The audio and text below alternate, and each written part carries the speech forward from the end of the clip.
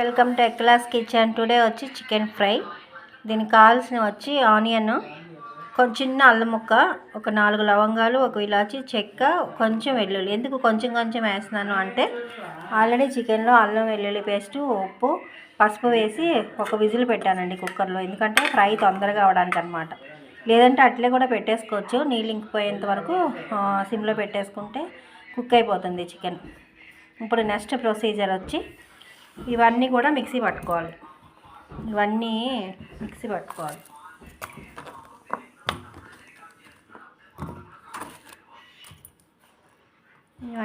పట్టుకోవాలండి. 3 పచ్చిమిరపకాయలు కూడా వేసుకున్నాను నేను. అలాగే కొంచెం కొత్తిమీర వేసుకుంటాను. ఇవన్నీ వేసుకొని మిక్సీ పట్టుకోవాలి ఫ్రెండ్స్. మిక్సీ పట్టిన తర్వాత అంటే మనం పచ్చిమిరపకాయ కొత్తిమీర వేసాం కాబట్టి కొంచెం గ్రీనిష్లోకి వచ్చింది. ఇట్లా మిక్సీ పట్టుకోవాలి ఫ్రెండ్స్. స్టవ్ ఆన్ చేసుకుని పెనం పెట్టుకొని ఆయిల్ వేసుకున్నానండి. ఒక 3 టేబుల్ స్పూన్స్ వేసుకున్నాను. మనం మిక్సీ పట్టిన పేస్ట్ ఉంది కదా, ఇది వేసేసుకోవాలి. చూడండి ఫ్రెండ్స్, ఇలా ఆయిల్లో పచ్చివాసన పోయేంత వరకు బాగా ఫ్రై చేసుకోవాలి. చికెన్ ఆల్రెడీ కుక్ అయిపోయింది కాబట్టి ఇది బాగా ఫ్రై చేసుకోవాలన్నమాట. ఎంత బాగా ఫ్రై అయితే అంత టేస్టీగా ఉంటుంది ఫ్రై. టైం పడుతుందండి. ఇట్లే మనం హైలో పెట్టి వేయించితే కనుక మాడు కడుతుంది కదా. ఒక 5 మినిట్స్ మాత్రం హైలోనే పెట్టి వేయించుకోవాలి.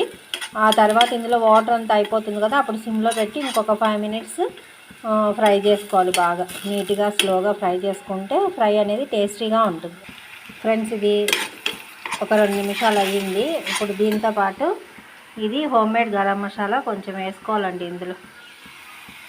ఎందుకంటే నేను కొంచెం మసాలానే వేసుకున్నాను కదా, అందుకని ఇది కూడా వేగాలి. ఇవన్నీ డైరెక్ట్గా మిక్సీ కొట్టాను అన్నీ, అందుకని ఇది కూడా ఆయిల్లో వేగితే ఫ్రై అనేది టేస్టీగా ఉంటుంది. పసుపు ఆల్రెడీ చికెన్ ఉడకబెట్టేటప్పుడు వేసుకున్నాను. ఇందులో వేసుకునే అవసరం ఏం లేదు. హోమ్మేడ్ గరం మసాలా వేసుకున్నాక తగినంత పచ్చిమిరపకాయలు ఉన్నాయి కదండి, చూసుకుని కారం వేసుకోవాలి.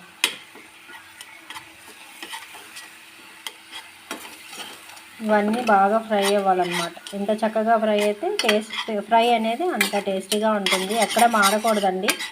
మాడకుండా సిమ్లో పెట్టుకొని ఫ్రై చేసుకోవాలి.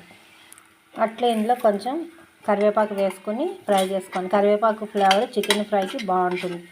కర్రీలు అయితే బాగుండదు కానీ ఫ్రైకి అయితే బాగుంటుందండి. చూడండి ఫ్రెండ్స్, ఇట్లా ఇది బాగా మాడకుండా ఇలా బాగా ఫ్రై చేసుకుని మధ్యలో కలుపుతూ బాగా ఫ్రై అవ్వాలండి. ఇది ఫ్రై అవ్వడంలోనే టేస్ట్ అనేది ఉంటుందన్నమాట దీనికి, ఈ చికెన్ ఫ్రైకి. చికెన్లో ఆల్రెడీ నేను ఉప్పు వేసుకున్నాను. దీంట్లో కూడా ఈ గ్రేవీకి తగ్గ ఉప్పు ఇందులో కూడా వేసుకుందామండి. ఉప్పు వేసుకుని బాగా కలుపుకోవాలి. ఇది బాగా ఫ్రై అయింది కదండి. ఇప్పుడు చికెన్ వేసేసుకోవడమేనండి.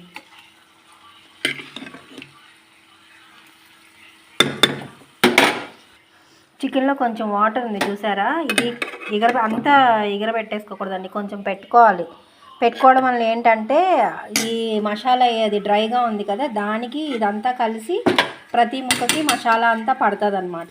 అందుకని నేను కొంచెం వాటర్ పెట్టుకున్నాను. ఆ వాటర్తో పాటే ఇందులో వేసేస్తున్నాను. ఇదిగోండి ఫ్రెండ్స్, మసాలా అంతా వేసేసిన తర్వాత చికెన్ అంతా ఇందులో వేసేసాం కదా, ఈ మసాలాల్లో కొంచెం సేపు బాగా ఫ్రై అవ్వాలి. మసాలా ఫ్లేవర్ అంతా దానికి పట్టాలి. ఇది వచ్చి అన్నీ హోమ్ మేడ్ అండి. బయట ఏమీ నేను తెచ్చుకొని ఇంట్లోనే నేను చేసుకుంటాను ఈ పొడులు. ఇది చికెన్ మసాలా అండి.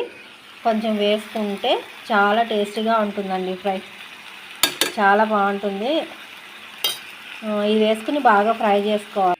ఇదిగోండి ఫ్రెండ్స్, ఇలా ఫ్రై అవుతుంది. ఆ మసాలాలన్నీ వేసుకుని హోమ్ మేడ్ గరం మసాలా కూడా వేసుకున్నాక ఇట్లా ఫ్రై అయింది కదా. లాస్ట్లో ఒక 5 మినిట్స్ ఉందనగా నేను కొంచెం కొత్తిమీర, కరివేపాకు 2 వేసుకుంటున్నానండి.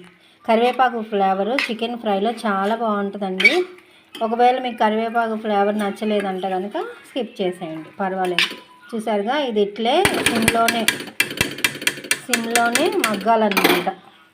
టేస్టీగా ఉంటుందండి. అన్నంలో కానీ బగారా రైస్లో కానీ చాలా బాగుంటుంది.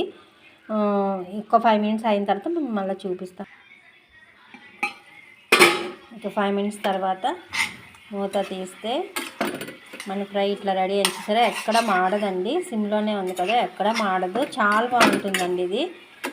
అస్తమాట మిరప్పొడి మామూలు ఫ్రైలా కాకుండా అప్పుడప్పుడు ఇలా చేసుకోవచ్చు. చికెన్ ఉడకబెట్టేస్తాం కాబట్టి ఫ్రై అనేది తొందరగా అయిపోతుందండి.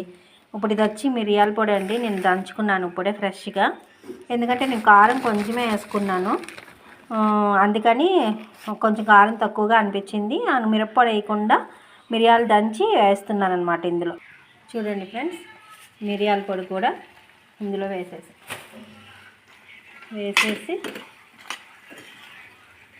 బాగా కలుపుకోవాలి. ఉప్పు కారం అన్నీ సరిపోయినాయో లేదో ఒకసారి టేస్ట్ చేసుకోవాలి.